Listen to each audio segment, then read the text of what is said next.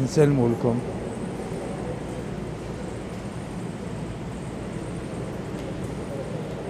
Natukom l-odwa tajba. Illum f'Għawdex, fid-Djoċesi ta' Għawdex, qiegħda ssir il-festa għażiża tal-138 anniversarju mis-sejħa tal-Madonna ta' Pinu propju minn dan il-post, is-Santwarju Nazzjonali tagħha fl-Arb Għawdex. Mill-kwadru fil-kappella li meqjuma fuq in-naħa ta' wara tas-Santwarju, il-Madonna kelmet lil Karmni Grima u sejħitilha bil-kliem ejja, ejja, ejja. Nilqgħu magħna lil daw kollha li jinsabu maqudin f'din ix-xandira kemm permezz ta' Radju Marija u kemm permezz tat televiżjoni. Nsellmu lit-telespettaturi kollha ta' Net Television u Shake Television kif ukoll dawk li qed iseguna permezz tal-mezzi soċjali. Nħeġġukom tibqgħu magħna għal din il-quddiesa illi se titmexxa mill-Isqof ta' Għawdex Anton Tewma.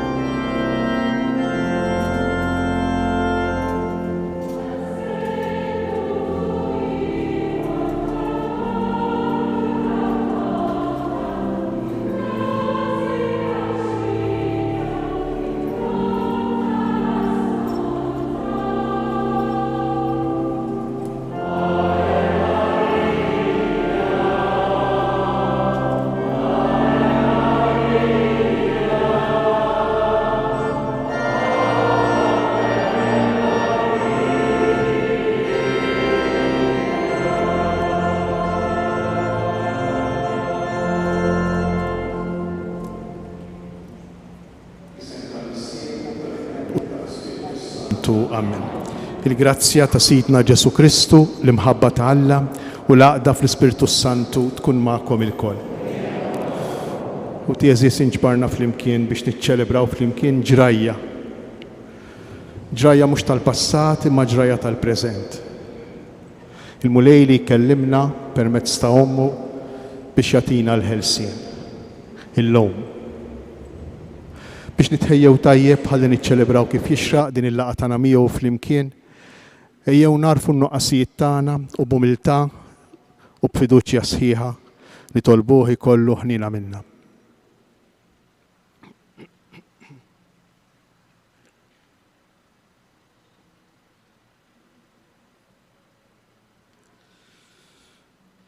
Nitolbu maħfra flimkien, nistqar l-Alla li jista' kollox u lilkom ħoti li jiena dnibt ħafna bil-ħsieb, bil-kliem, bil-emin. Billi ħallejt mirijieti, ħtija tiegħi, bl-ikbar ħtija tiegħi.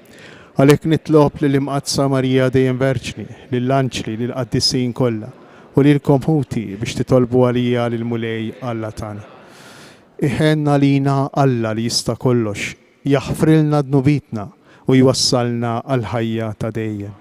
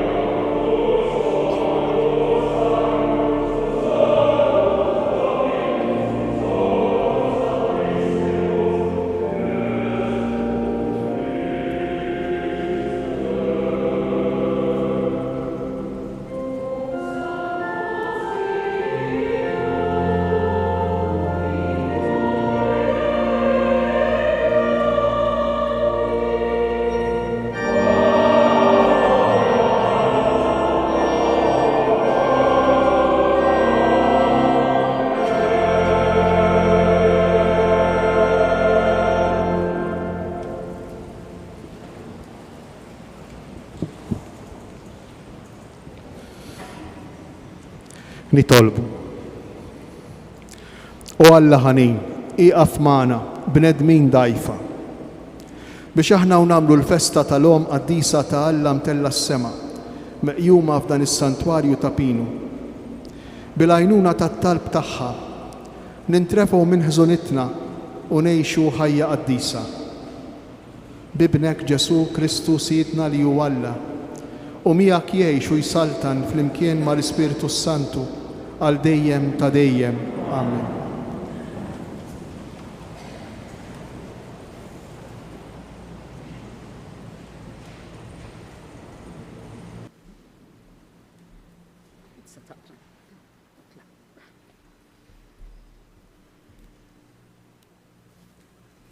Qari mill-ktieb tal-profeta Zakkarija.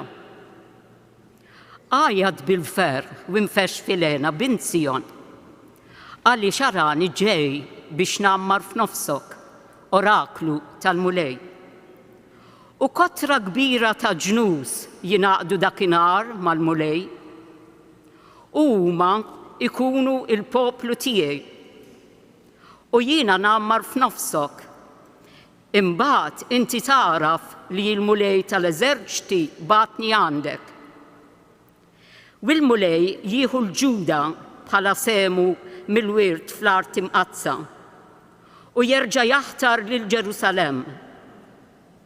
Żommu skiet quddiem il-mulej, intom il-ħajjin il-koll, għax stembaħ mill-amara mqazza tiegħu.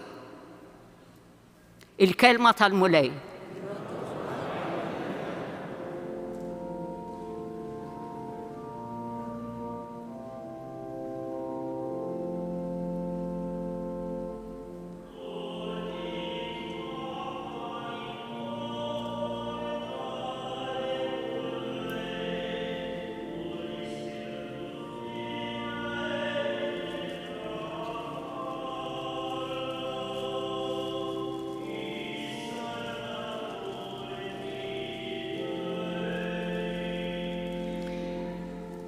Ruħi tfaħħar il-kobor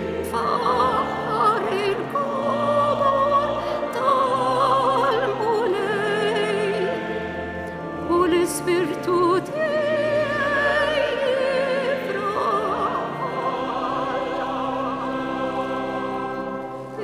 is-Salvatur tiegħi.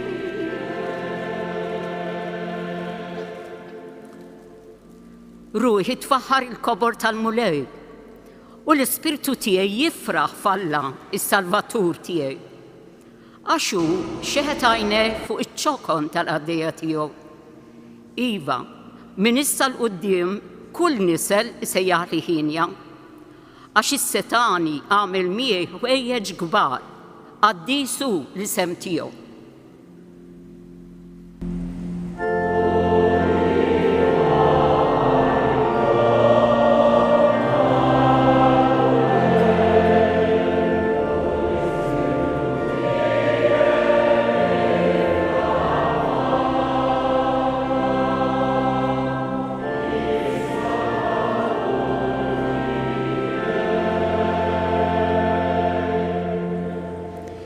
Il-ħnina tiegħu tinfirex f'kull żmien fuq dawk li jibżgħu minnu.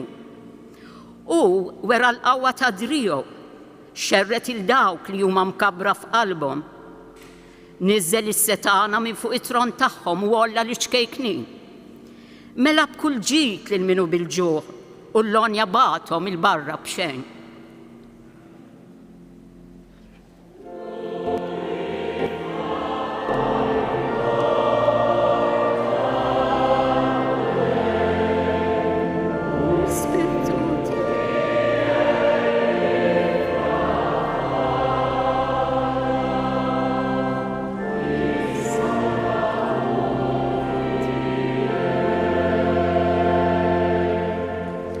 Ħasib Iżrael għaddej tiegħu għax ftakar fil-ħnina tiegħu. Bħalma wiegħed lil missirijietna bris Abraham u nislu għal dejjem.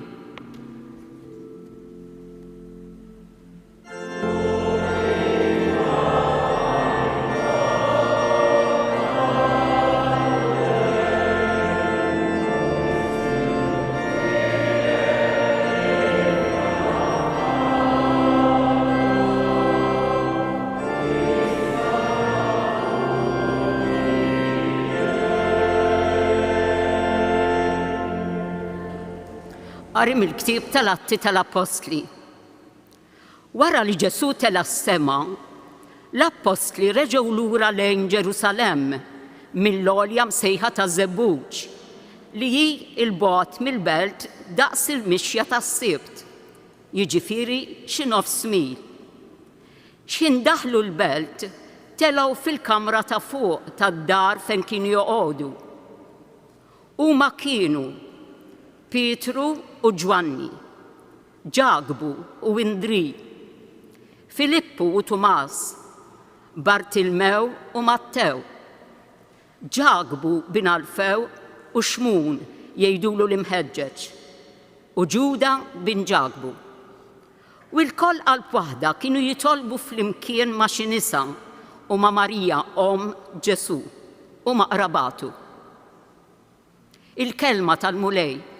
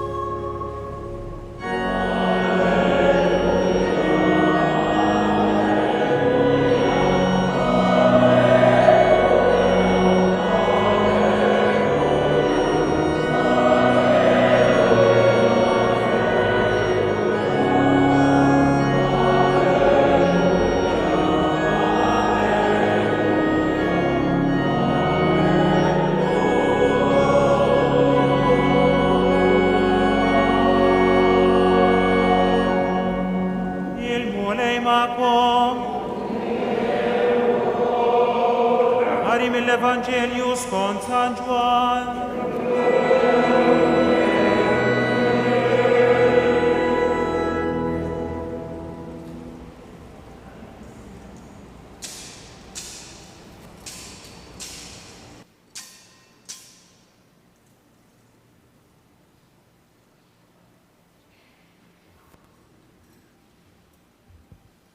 F'dak iż-żmien sar tieġ f'Kana tal-Galilija u Ġesu kienet hemm. Ġesu kien mistieden għat-tieġ u wkoll flimkien mad-dixxiepli tiegħu. Billi ma kienx fadal iżjed inbit, Ġesu qaltlu m'għandhomx inbit. U Ġesu qalilha, x'hemm bejni u bejnek, mara, is-sija tiegħi għadha ma waslitx. Ġesu għamlu kull ma jgħidilkom hu. Issa kien hemm sitt ġarar tal-ħaġar imqiegħda hemm għar-rit tal-purifikazzjoni tal-lut. Kull waħda minnhom tasa' xi 100 jew 120 lietru. Ġesu qal lill-qaddejja, imlew il-ġarar bl-ilma u dawk imlewhom sax-xifer. Imbagħad qalilhom, issa ħudu minnu u newluh lil dak li qiegħed jieħu ħsieb il-mejda. U huma marru jagħtulu u daq l-ilma mibdul f'inbit. U billi ma kienx jaf mnejn ġie, għalkemm il-qaddejja li ħadu mill-ilma kienu jafu, sejjaħ lill-arus u qallu, kulħadd l-inbit it-tajjeb iservi l-ewwel, meta mbagħad ikun ħadhom iġibu dak li jkun inqas tajjeb. Imma int l-inbit it-tajjeb erfajtu sa issa. Dan li jagħmel Ġesu f'Kana tal-Galilija kien l-ewwel wieħed fost is-sinjali tiegħu. Bih wera l-glorja tiegħu u d-dixxipli tiegħu emmnu fih. Il-kelma tal-Mulej.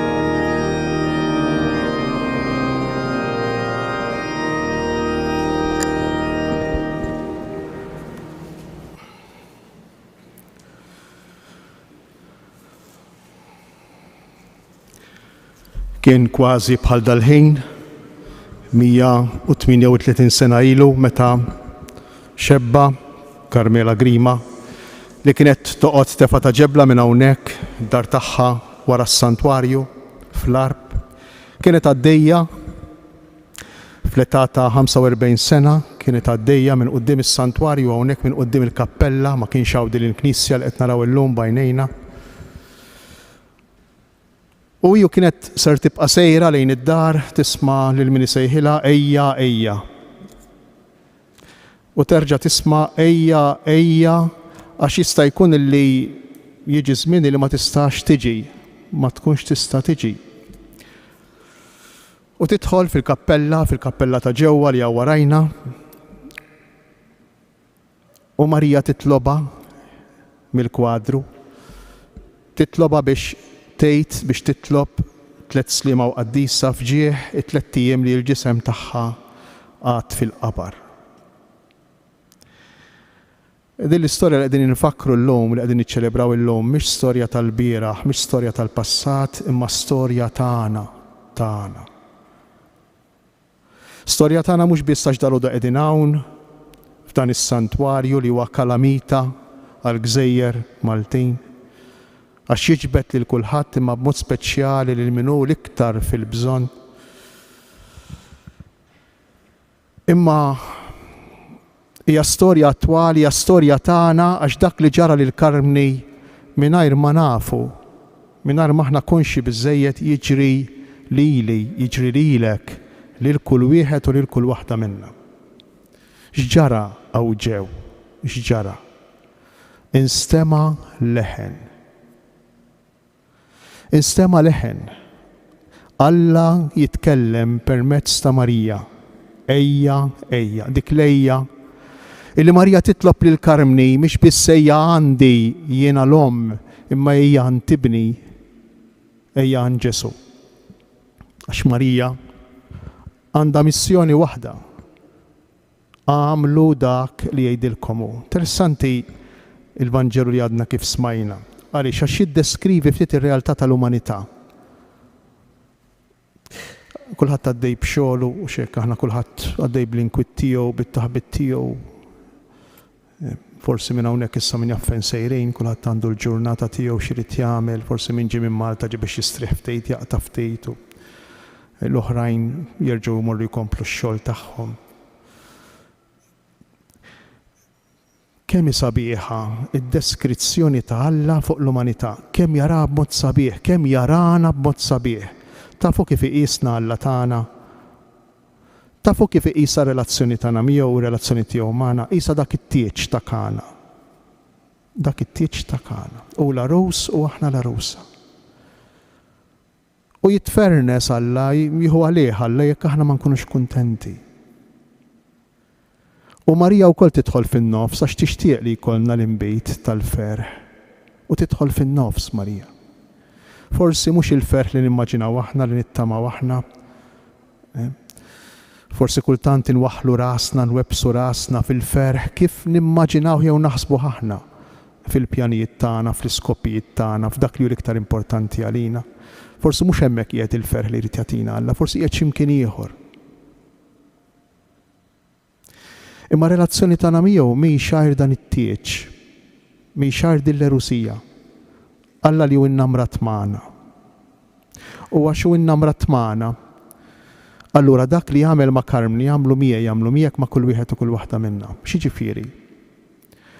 Jekk Alla jitkellem permezz ta' Marija mill-kwadru u Karmni Grima tisma', Alla illum jikellem lili u lilek mill-kelma tiegħu. Forsi mhix il-kelma imlisna, il-kelma li ssir vuċi u li tismaħħa li toħroġ mill-fom kif ħarġet dik mill-kwadru lil Karmni, imma l-kelma miktuba.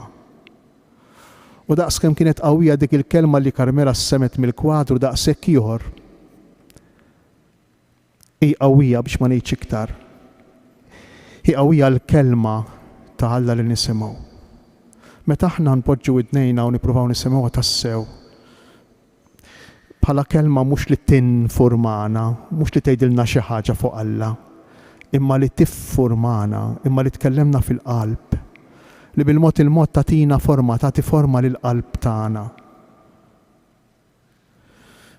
Min kellima lil Karmni? Kelmita mara, kelmita Marija, u mini Marija? Marija hija l-om, hija l-om. Imma ma ninsewx li mhix biss l-om tagħna, imma l-om ta' Ġesu. U allura fl-interess kollu ta' Marija li aħna nkunu waħwa veri ta' Ġesu, għamlu dak li jgħidilkom hu. Fl-interess ta' Marija, fl-interess tal-om li aħna nkunu tassew ħbieb intimi tal-persuna ta' Ġesu. Tantu hekk li Marija fil-Vanġelu għandha diversi espressjonijiet qawwijin. Titkellem hi, pereżempju ħudu l-Manifika, truħi tfaħħar il-kobor tal-mulej. Imma mhux biss, għandha wkoll din l-espressjoni qawwija li tgħid lil qaddejja tat-tiġ ta' Kana u tgħidha lilna għamlu dak li jgħidilkom hu. Fi kliem ieħor jekk tridu l-inbejt il-ġdejt, jekk tridu l-ferħ fil-familja tagħkom, fil-familji tagħna, m'hemmx triq oħra. Aħna nfittxu diversi toroq tal-ġejt, tal-flus, tas-suċċess ta' wliedna, ta' relazzjonijiet sublimi, ta' popolarità, nfittxu 1000 triq. 1000 triq, imma dejjem nibqgħu nfittxu għaliex għax dejjem tonqos xi ħaġa. Sakemm ma nieqfux fil-kelmiet ta' Marija, għamlu dak li jgħidilkom hu. Lil min kelmet din il-mara l-om Marija? Kelmet lil Karmni xebba. Xebba. Il-mara bin-nieqes xebba. Xebba, il-mara bil-vojt. Xebba. Simbolu sinjal tal-faqar, sinjal ta' dawk tal-aħħar. Xebba. Sinjal ta' dawk li huma mitluqa, sinjal ta' dawk li huma emarġinati. Xebba. Waħda minn tal-aħħar fost il-poplu. Il-poplu ma kelmitx. Marija ma kelmitx lil xi jisqof jew lil xi saċerdoti intelligenti u importanti jew lil xi kapijiet tal-pajjiż le. Imma Marija kelmet lil mara sempliċi. Xebba. Interessanti anke l-età 45 sena, aħna nafu li hija età kritika. Għaliex kritika? Ħarsu il-knejjes tagħna u staqsu, osservaw kemm ikun hemm nies ta' nofs l-età, tal-età tan-nofs, kemm ikun hemm minn dawn in-nies? Bejn is-16 u s-60 sena. Tgħidu li kemm qed tagħmilna xjuħ, le, naf li hawn wħud minnkom li jinsabu proprju f'dik il-bracket tinkwetawx. Imma kemm minna li qegħdin f'din l-età tan-nofs jinteressana fil-kelma ta' Alla. Jinteressana fil-istejl ta' Alla kif inkunu kuntenti fil-ħajja tagħna. Huwa żmien meta nħossuna ftit sidin tagħna nfusna mhux hekk meta nilħu l-maturità u meta kista jkun fuq it-tmun ma rridu l-ħadd iktar ħlief lilna nfusna. Mmexxu aħna. Interessanti tolqotni dil-età ta' Karmela Grima, 45 sena. Il-Vanġelu għandu kelma għal kulħadd, anki għal min ma jħossx il-bżonn tiegħu. U interessanti wkoll dak li tgħid Karmela, dak li tgħid il-Madonna lil Karmela. Ejja għax jista' jkun li jiġi żmien li ma tkunx tista' tiġi. Kemm tolqotni. Mara ta' 45 sena u Marija mill-kwadru qed tgħidilha ejja għax jista' jiġi żmien li tkun tixtieq tiġi u ma tistax tiġi. Kemm tagħmel sens? Din l-istedina ta' Marija. Għalina li aħna mħabtejn li għandna ħafna x'namlu. Forsi mhux ta' bxejn is-santwarju ta' Pinu, il-lowm huwa kalamita tal-Gżejjer Maltejn. Forsi mhux ta' bxejn is-santwarju ta' Pinu għadu ganċ, għadu pont, forsi f'saħħtu jew forsi dajjef tal-bniedem ma' Alla, ta' dan it-tieġ, ta' dan il-kuntratt, ta' dan it-tieġ ta' Kana. Forsi mhux ta' bxejn dan kollu. Forsi mhux ta' bxejn Marija tibqa' il-pont, il-bridge, kultant rari tal-laqa tal-bnedmin ma' Alla, tal-laqa anki tagħna l-Awċejn u l-Maltejn ma' Alla.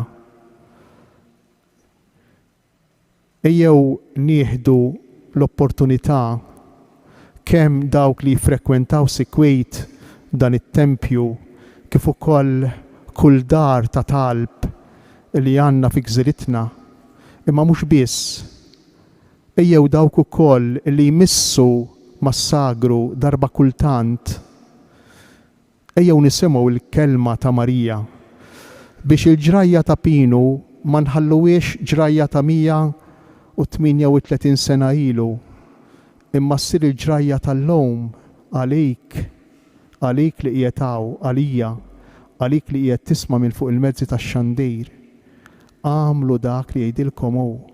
Jekk tridu engage date, jekk tridu ferħ, jekk tridu għena fil-familja, forsi mhux ta' bxejn, fil-familja, it-tiġ ta' Kana fi żmien meta għaddejjin minn kriżi fejn jidħlu relazzjonijiet mhux biss familjari ma' kull tip ta' relazzjoni.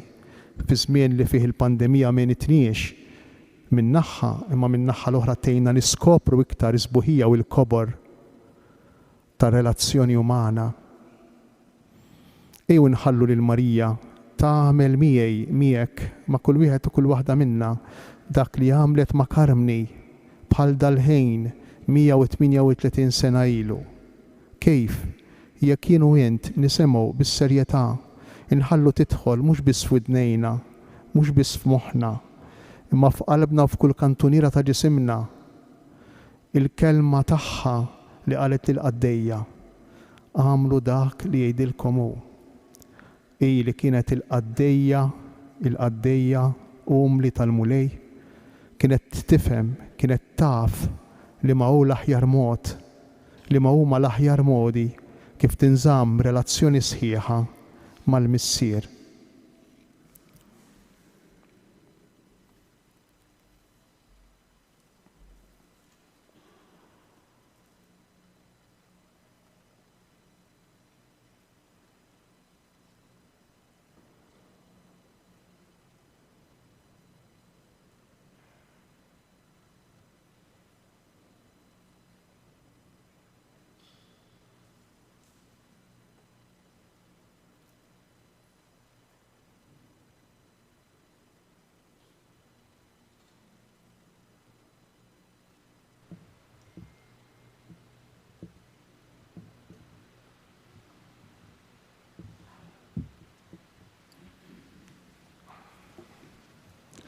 Jew nistqarru dak li nemnu, jiena nemmen falla wieħed il-missier li jista' kollox li ħalaq is-sema u l-art. Dak kollu li jidher u dak li ma jidirx, u f'mulej wieħed Ġesu Kristu, ibn waħdini ta' Alla, imnisser mill-missier qabel kull żmien, Alla minn Alla, dawl minn dawl, Alla veru minn Alla veru. Imnisser u mhux magħmul, natura waħda mal-missier u bih sar kollox. Nisel mismewiet għalina l-bnedmin u għal-fidwa tagħna. U ħal ġisem bis-seta tal-Ispirtu Santu minn Marja Verġni u sar bniedem. Salbuh għalina, bata taħt Ponzu Pilatu, mitu difnuh. Fit-tielet jum għamil li mwiet skont il-kodba mqazza u tela s-sema qiegħed fuq il-lemin tal-missier. Għandu jerġa' jiġi bil-glorja biex jagħmel ħaq mill-ħajjin u mill-mejtin. Is-saltna tiegħu ma jkollix tmiem.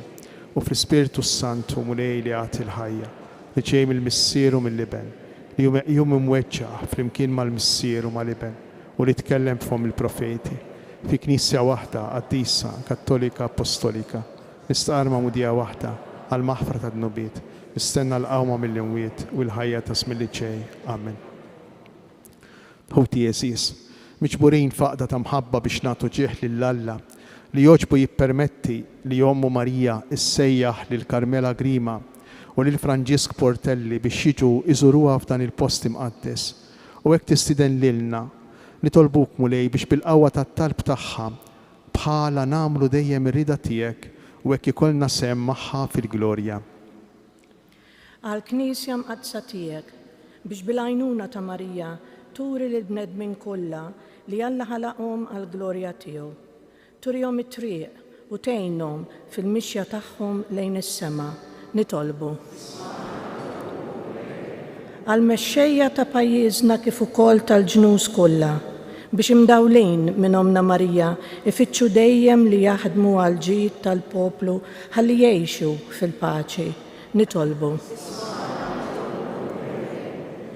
Minn dan is-santwarju għażiż ta' Omna Marija kompli jixħet mulej ħarsa ta' mħabba fuq il-familji tagħna l-aktar dawk li fihom hemm il-firdiet u l-mard.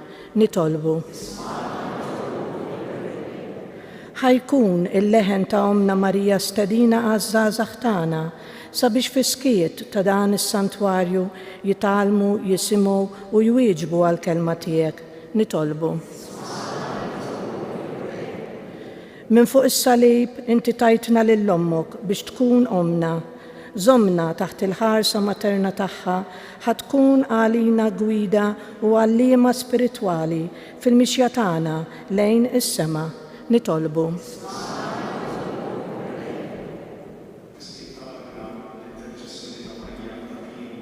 Nitolbu lill-missier it-talbiet u l-ħtiġijiet tagħna.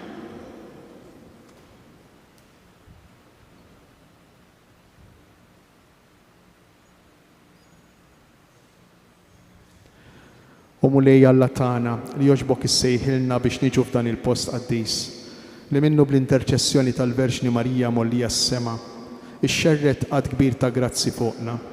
Għatina qalb safja u twajba ħalli nikbru fil-fidi u mmexxin mill-kmandamenti tiegħek nitalmu nħobbu lilek fuq kollox u lil ħutna bħalna nfusna. Bi Kristu Sidna. Amen.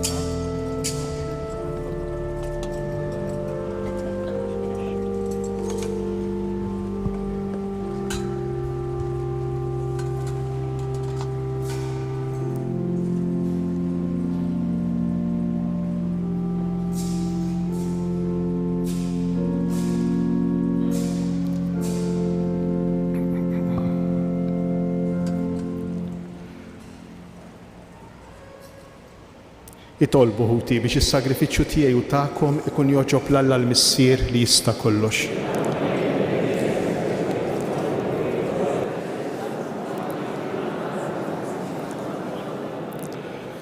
Ferħanin bil-festa ta' ibnek, nofrulek mulej is-sagrifiċċju ta' tifħir biex b'din il-qima qaddisa u l-grazzja tiegħek niksbu dejjem iżjed il-frott tal-fidwa tagħna bi Kristu Sidna. Il-mulej magħkom, nerfgħu qlubna l fuq, niżżu ħajr lill-mulej Alla tagħna. Sewwa u xieraq tas-sew mulej missier qaddis, Alla ta' dejjem li tista' kollox, tajjeb u taġita għalina li dejjem u kullimkien inroddulek ħajr, infaħruk, inberkuk waqt li qegħdin nagħtu ġieħ lill-Verġni Mqazza Marija. Bil-qalb bla teba laqet il-verb tiegħek u stħoqilha tnislu fil-ġuf tagħha ta' Verġni. Tat lid-dinja l dak li ħalaq kollox u hekk waqfet mal-Knisja fil-bidu tagħha. Ma ġenb is-salib laqat l-aħħar xewqat tal-imħabba ta' Alla lina biex tħares bħala wlieda il-bnedmin kollha imnislin għal ħajja tas-sema bil-mewt ta' Kristu. Sieħbet it-talb tagħha ma' dak tal-Apostli hija magħhom kienet tistenna il-miġġija tal-Ispirtu mwiet u hekk saret ixbija tal-Knisja titlob. Imtella fil-glorja tas-sema b'imħabba ta' tieħu ħsieb il-Knisja fid-dinja u tħarisha fil-mixi tagħha lejn is-sema sa ma jasal jum il-mulej fis-sebħ kollu tiegħu. Għalhekk flimkien mal-anġli u l-qaddisin kollha intennulek l-innu ta' tifħir u ngħidu bla edha.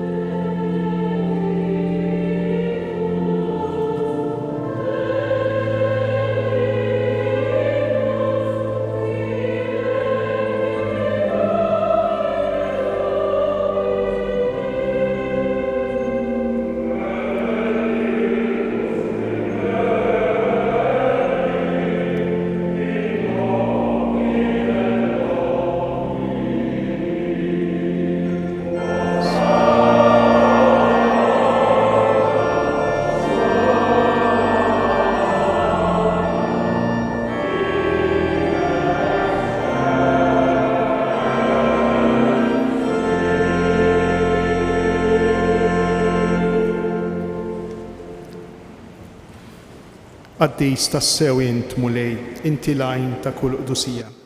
Qaddes għalhekk nitolbuk dawn l-offerti bil-barka tal-Ispirtu tiegħek biex isiru għalina il-ġisem u d-demm ta' Sidna Ġesu Kristu. Li meta kien se jingħata biex minn raj ħibati ħajl ħobs, ratt il-ħajr, qasam tal-id-dixxipli tiegħu u qal: ħudu u kulu il-koll minn dan, għax dan huwa ġismi li jingħata għalikom.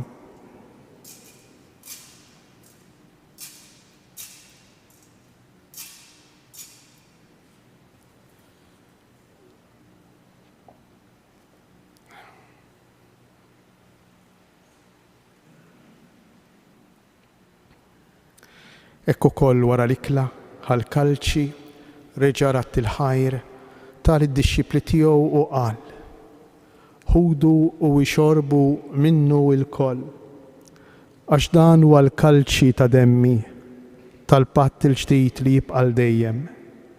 Id-demm li jixxerret għalikom u għall-bnedmin kollha għall-maħfra tad-dnubiet. Għamlu dan b'tifkira tiegħi.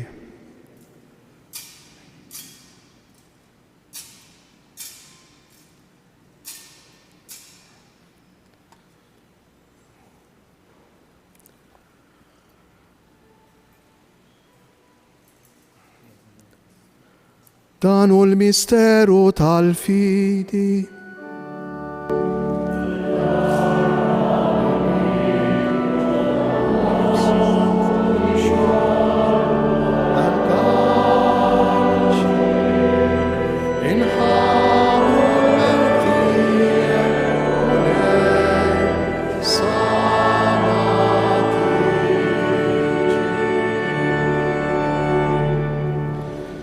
Għalhekk aħna nagħmlu dan b'tifkira tal-mewt u l-qawmien ta' Sidna Ġesu Kristu, nofrulek mulej il-ħobs tal-ħajja u l-kalċi tas-salvazzjoni. U nroddulek ħajra xogħġbok tilqana hawn quddiemek biex naqduk. U miċ-ċokon tagħna nitolbu li l-Ispirtu Santu jaqgħadna f'ġisem wieħed, lilna li nieħdu sem mill-ġisem u d-demm ta' Kristu.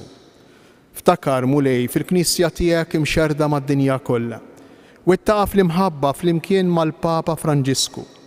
Miej għaddej tiegħek mingħajr ma jistħoqli. Il-Kardinal Mario, l-Isqof Charles, l-Isqof Joe u l-Ministri tiegħek kollha. Ftakar ukoll fħutna li raqdu bit-tama tal-qawmien, ftakar fil-mejtin kollha.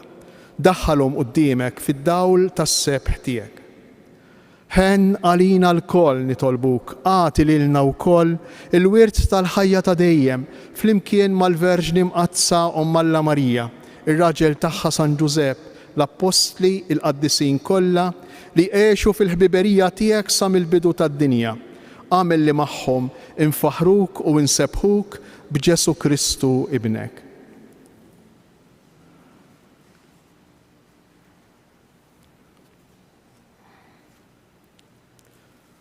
Bi Kristu ma' Kristu u fi Kristu jingħata lilek Alla Missier li tista' kollox flimkien mal-Ispiritu Santu kull ġieħu glorja għal dejjem ta' dejjem. Amen.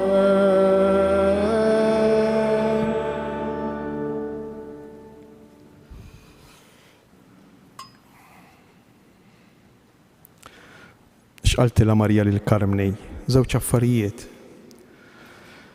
Li l-ħajja tagħna trid tispiċċa. 3 ijiem fil-qabar, 3 fimarijiet f'ġieħi 3 ijiem fil-qabar, u allura fakrita li l-ħajja tagħna m'għandix eruq hawnhekk f'din id-dinja u kull min jiġi hawn mod speċjali b'xi diffikultà, b'xi problema kera. Jiftakar u jiġih f'moħħu li l-ħajja tagħna għandha tmiem. Imma Marija tixtieq tfakkarna wkoll li għandha tmiem il-ħajja tagħna anke meta kollox ikun għaddej fil-bnazzi sewwa. Postna darna mhix hawn. Irridu naċċettawha, rridu ma rridux.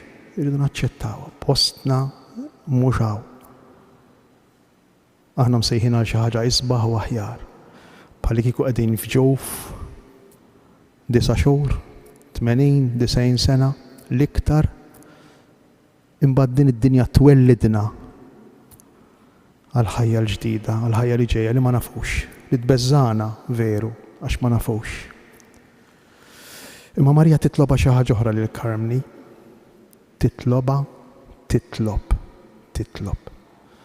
Dan it-tieġ bejn Alla u l-bniedem jista' jkun ħaj, mhux ritratt imwaħħal mal-ħajt mejjed antik.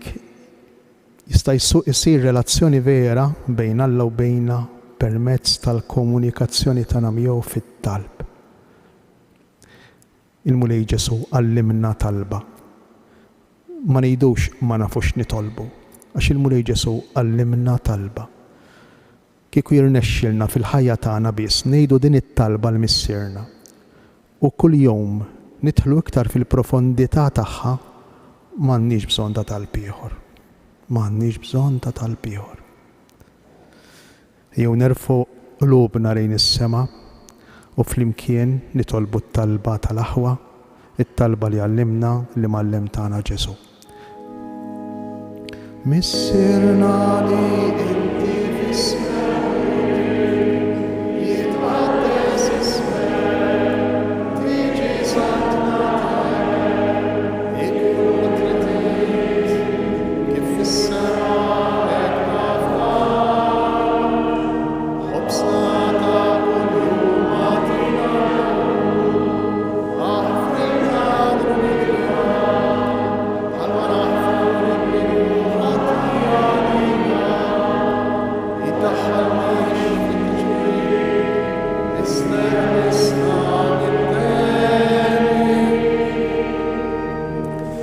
Eħlisna nitolbuk mulej minn kull deni, għattina fit-tieba u l-ħnina tiegħek il-paċi fi żmienna biex inkunu ħielsa dejjem midnub u mħarsa minn kull inkwiet. Aħna u nistennew u nittamaw lena u l-miġja tas-Salvatur tagħna Ġesu Kristu.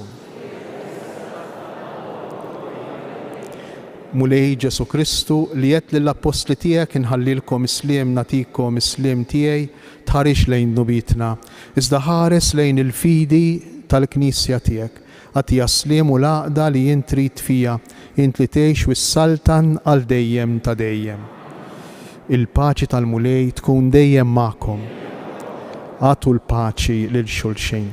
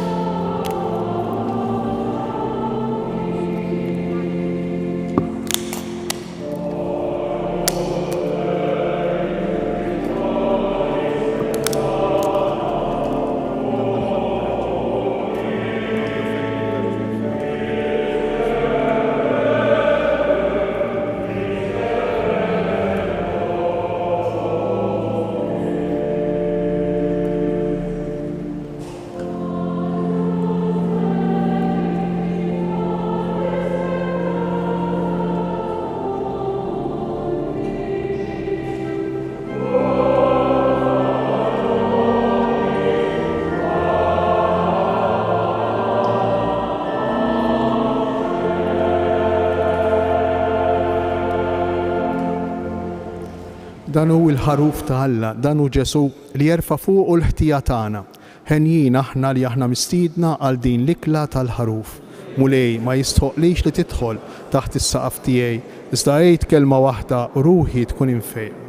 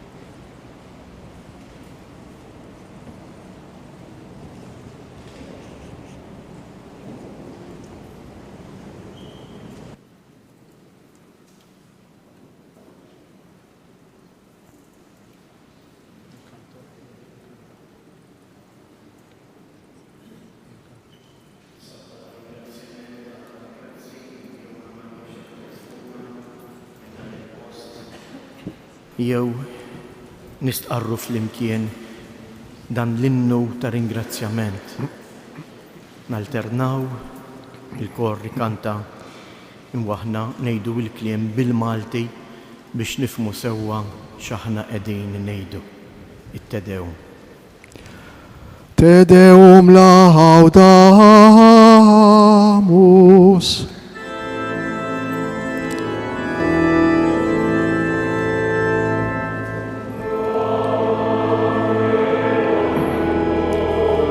Laudate Dominum omnes gentes.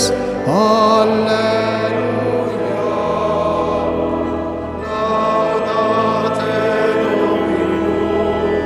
Laudate Dominum omnes gentes.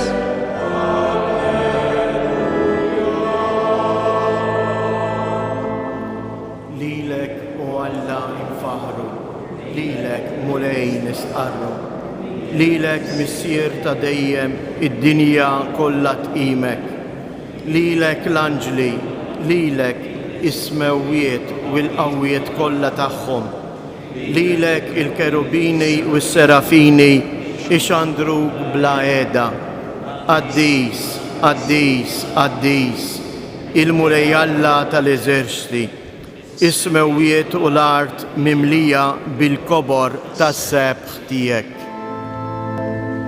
Laudate Dominum, laudate Dominum, omnes gentes, alleluia.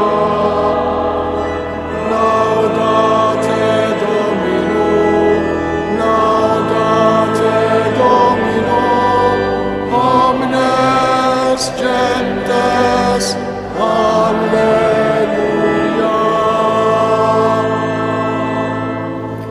Lilek tfaħħar il-ġemgħa tal-Apostli, lilek ifaħħar l-għad sabiħ tal-profeti, lilek ifaħru il-qtajja tal-martri rebbieħa kollha mbjuda. Mad-dinja kollha il-Knisja mqazza tistqar fik, il-missier ta' kobor bla qies, li bentijek meqjum veru u waħdieni u l-Ispirtu Santu id-difensur. Laudate Dominum, laudate Dominum, omnes gentes, alleluia. Laudate Dominum, laudate Dominum, omnes gentes,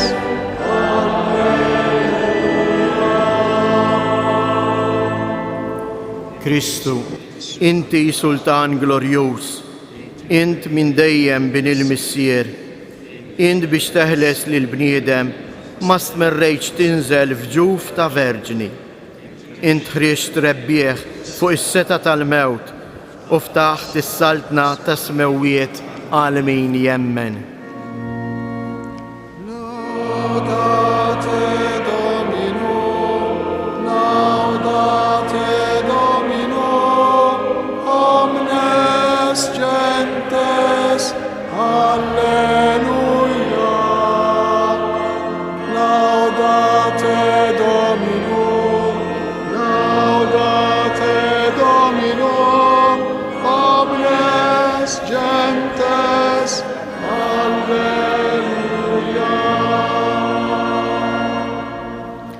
Int li qiegħed fil-lemin ta' Alla, fis-sebħ tal-missier, aħna nemnu li ant terġa' tiġi bħala imħallef, nitolbuk għalhekk li tgħin lil qaddejja tiegħek li inti fdejt b'demmek il-għażiż. Għamel li nissieħbu mal-qaddisin tiegħek fil-glorja ta' dejjem.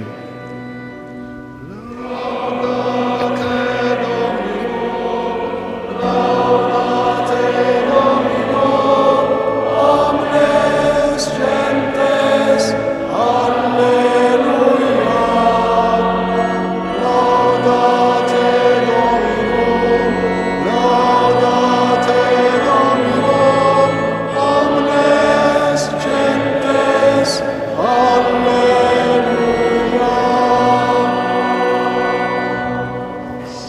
salva lil poplu tijek mulej, birek il-wirt tijek, kun ir-raj tagħhom, erfaħħom għal dejjem.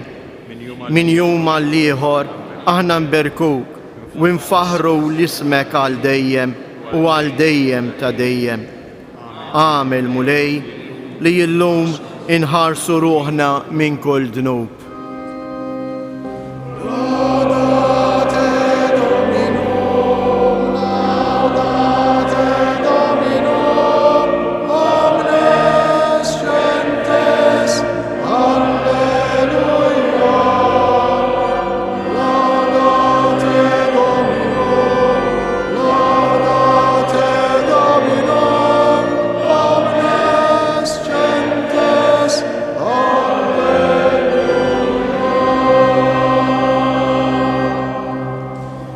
Henna għalina mulej, henna għalina, ħatkun fuqna mulej it-tiba tijek kif fiki it-tama tana.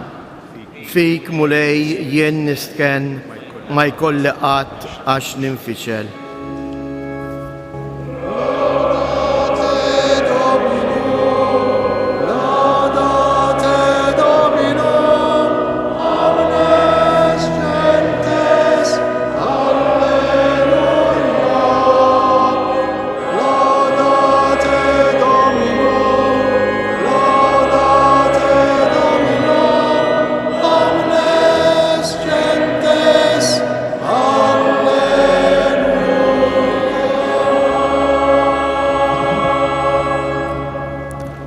Fit-tmiem din iċ-ċelebrazzjoni l-isqof jidħol fil-kappella propju f'dawn il-ħinijiet li fihom Karmela semmet il-leħen tagħha jgħid is-supplika u jressaq it-talb kollu tagħna f'riġlejn Omna Marija.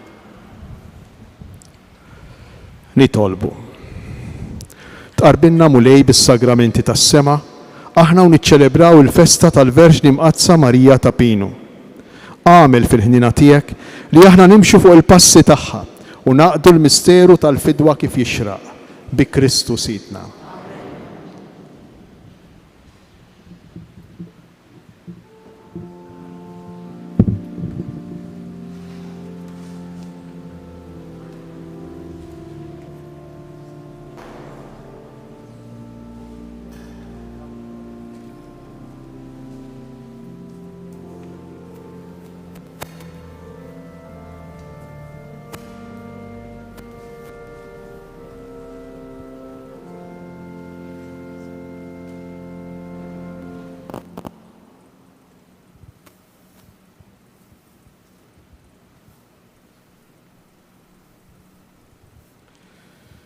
O Marija, f'dan il-jum għażiż infakru s-sejħa li għamiltilna fis-santwarju ta' Pinu permezz ta' Karmni Grima u Franġisk Portelli, sabiex inqimu lilek fil-misteru tal-mewt u l-assunzjoni glorjuża tiegħek fis-sema, kif ukoll l-Ibnek Ġesu Kristu fed-dejtana li minħabba dnubitna ġar is-salib u ġarrab tbatija l-iktar ħarxa. Għalhekk ninxteħtu f'riġlejk u bil-ħerqa kollha ta' qalbna nitolbuk tisma' tnejdna. Inresqu qudiemek it-talb li tagħna għalina nfusna, għall-familji tagħna, għat-tfal, iż-żgħażagħ, il-morda u x-xjuħ, għal dawk kollha li huma mġarbin. Għatina l-faraġġ u l-paċi li neħtieġu f'din il-ħajja, iżda fuq kollox għamel li fuq l-eżempju ta' Kristu u tiegħek nitalmu ngħixu ħajja qaddisa u nġorru bis-sabar is-salib tagħna ta' kuljum sabiex mewtna tkun għalina modija li twassalna fil-glorja miegħek fis-sema. Amen. Slim għalik Marija, bil-grazzja minn Mija, il-mulej miegħek, imbirk inti fost in-nisa u imbirek il-frott tal-ġuf tiegħek Ġesu.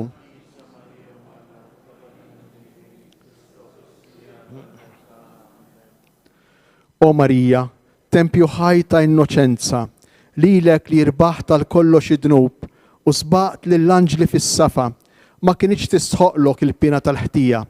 Iżda bħala bint Adam, inti wkoll kont imdawra bid-dwejja u d-duluri u ġarrabt fl-aħħar il-mewt bħal kull bniedem li jittwielet għal ħajja. Iżda mewtek kienet effett tal-imħabba li meta waslet fl-qwa tagħha ħelsitek mirbit tal-ġisem sabiex tingħaqad tal-dejjem ma' Ġesu.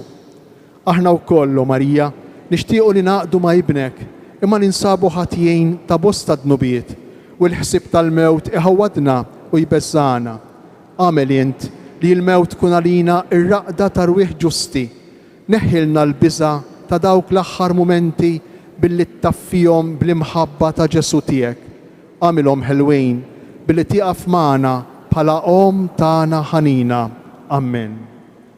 Slima lik Marija, bil-grazzja mimlija l-mulej miegħek, imbirkinti fost in-nisa u imbirek il-frott tal-ġuf tiegħek Ġesu.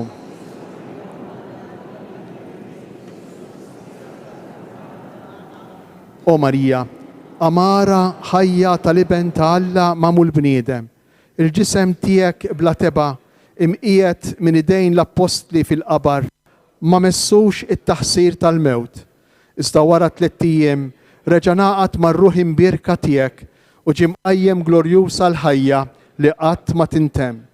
U inti ġejt meħuda fis-sema fost il-ferħ u t-tifħir tal-qtajja tal-anġli. Ikollok ħniena mix-xejn u d-djufijiet tagħna. Għamel li jimnatfin fid-dmoħ tal-verandima ma nħallux iżjed lil għadu jirbaħna. Iżda nħarsu l-qalb u l-ġisem tagħna bħala tempju ħaj ta' Alla sabiex fl-aħħar ġurnata inqumu mit-trab tal-qabar tagħna mibdula fil-bniedem perfett u nittajru mal-qaddisin biex niltaqgħu ma' Ġesu Kristu li mħallef tagħna u minnu nisimgħu is-sentenza tal-ħajja ta' dejjem tistedinna assaltna mħejja lilna mill-missier qabel il-ħolqien tad-dinja. Amen. Slima lik Marija, bil-grazzja mimlija l-mulej miegħek, imbirkinti fost in-nisa u imbirek il-frott tal-ġuf tiegħek Ġesu.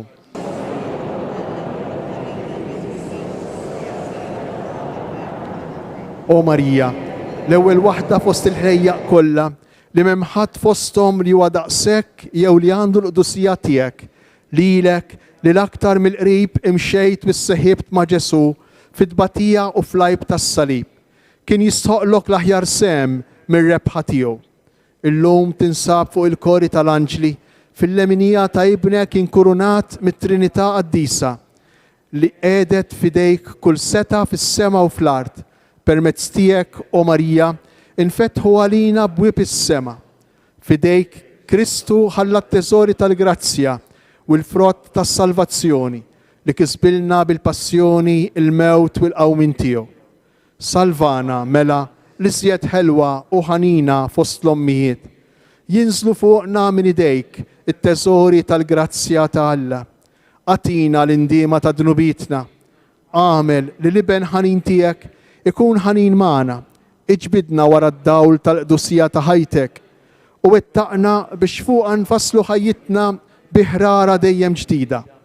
Hekk kif issa nqimuk bl-imħabba, bil-ferħ u bit-tifħir, jissoqilna ġurnata li niġu nirringrazzjawk fis-sema u jkollna sem mill-kuruna tiegħek billi ngawdu l-Alla għal dejjem. Amen.